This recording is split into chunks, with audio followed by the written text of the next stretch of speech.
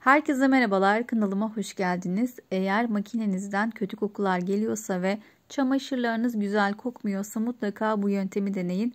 Ayrıca lastiğin o delik kısmındaki tıkanıklığı da açacağız.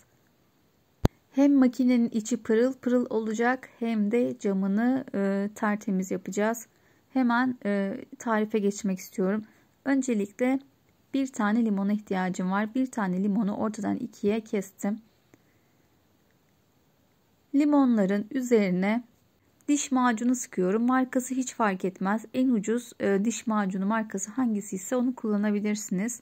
Şöyle göz kararı her iki limona da güzelce diş macunumu sıktım. Şimdi üzerine diş macunu sıktığım limonları kazanımın içine böyle fırlatıyorum.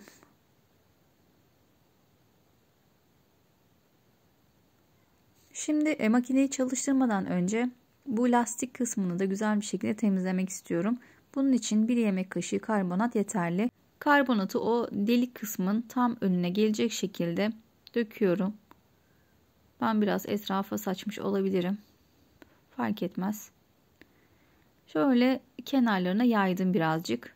Daha sonra üzerine 1 su bardağı beyaz sirke ekliyorum. Beyaz sirke olmaz. Elma sirkesi olur, üzüm sirkesi olur. Hiç fark etmez.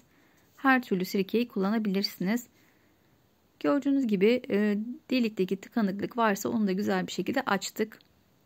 Şimdi makineyi çalıştırıp artık makinenin içinde güzel bir şekilde temizlememiz gerekiyor. Şimdi makinemi çalıştırdım.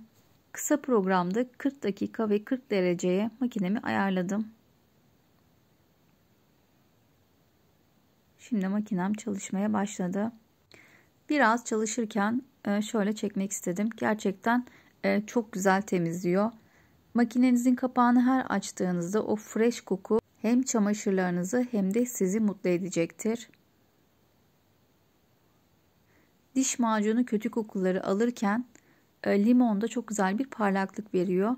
Aynı zamanda karbonat ve sirke de tıkanıklığı, bu kireç kalıntılarını temizliyor. Umarım siz denersiniz. Deneyip yorumlara yazarsanız çok sevinirim.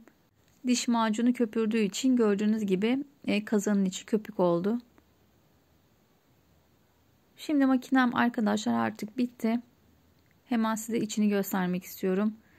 Kapağını açar açmaz çok güzel bir şekilde o diş macunu kokusu böyle buram buram geldi.